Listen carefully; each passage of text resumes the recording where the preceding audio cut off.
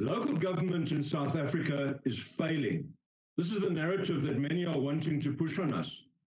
The financial structure of municipalities makes them unsustainable, and we need to revisit the equitable share model. That is what we've been told this week. And that narrative is false. The truth is that local government, done ANC style, has failed. And the reason is simple.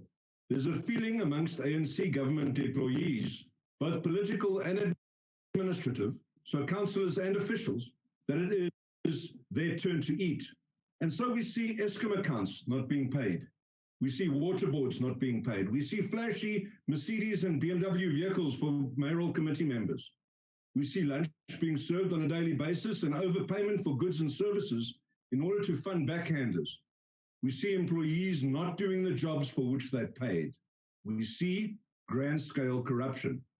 And yet, by contrast, in Democratic Alliance-run municipalities, we see clean audits. We see mayors arriving at ribbon cuttings in their own private vehicles. We see people's money being spent on the people. We do not see perfection, but we see consistent improvement and a will to achieve a better South Africa. So let's look at the systemic and structural problems that one of the Selgo councillors bemoaned on Tuesday.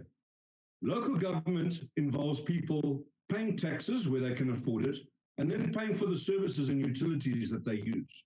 These funds are then pooled and used to facilitate the delivery of these services. Where affordability is seriously challenged, the national fiscus is used to fund a portion of these expenses.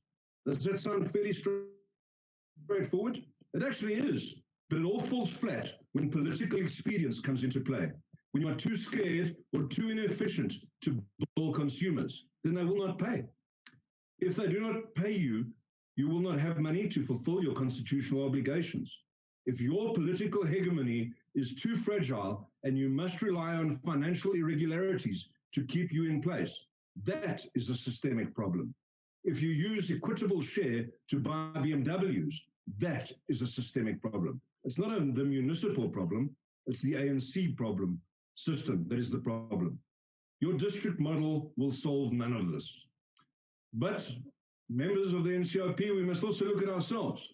The National Council of Provinces has been abused to further questionable political agendas in local government. Much has been said about Section 139 of the Constitution over the last few days. The Section 139 resolutions that this council has taken recently on Tshwane and Renosterburg have removed our own credibility and shown us to be complicit in the capture of local government. The courts have already ruled that the actions were unconstitutional. Granted, there's a pending, and the highest court will still decide. But deep down, everyone here knows that the decisions initiated in Tshwane by MEC Maile were deeply flawed. Consider for a while the Ditsobelo municipality, 6 days without electricity. Naledi municipality in Northwest sat without electricity for 3 weeks in midwinter. A total inability to pay service providers was the cause. Both are under Section 139(1) administration, and yet no extreme interventions have happened. The Honourable MEC from the Eastern Cape admitted to us on Wednesday that there were several municipalities who had consistently admitted inability to perform, thus placing them firmly into the category defined in 139(5) of the Constitution. Yet they continue unhindered, while the comparatively operational Tshwane and Renosterburg municipalities are subject to this clause for nefarious political ends. Deputy Minister Parks told us himself that political motives are often behind many of the interventions. The Section 139 interventions that have been in place, in most instances, have failed. Well, in all instances, Mr. Lance Joel said to us that there's not been one success story since 2000. Just take a look at Mfuleni municipality. More than 2 years under administration. For more than 2 years, the municipality continued to decline to a point where the army got called in to assist. The Deputy President is on record voicing his dismay at Mfuleni less than 2 weeks ago in this House. And yet, there is no improvement under Section 139. There is not even an attempt at revenue collection. The Gauteng province has had 2 years, and yet the municipality has regressed.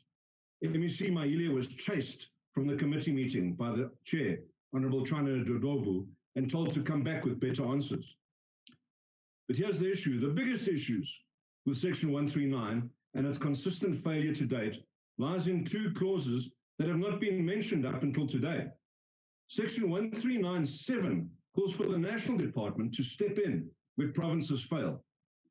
But the biggest one was finally mentioned today by the Deputy Minister, but it's the inability of Dr. Dlamini Zuma's department to adopt the appropriate subordinate legislation that is proposed in Section 139(8) of the Constitution. That is the key to this whole problem.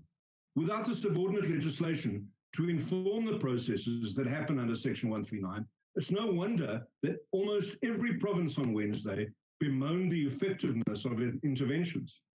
It's no wonder that MEC Maile is wasting taxpayers' money in the Constitutional Court. The fault lies with the department, the National Department, and its inability to address this legislation, which has been in draft since 2013. The name of the bill is the Intergovernmental Monitoring Support and Interventions Bill, and it's been languishing in indecisive limbo, while so many councils are in desperate need of decent intervention.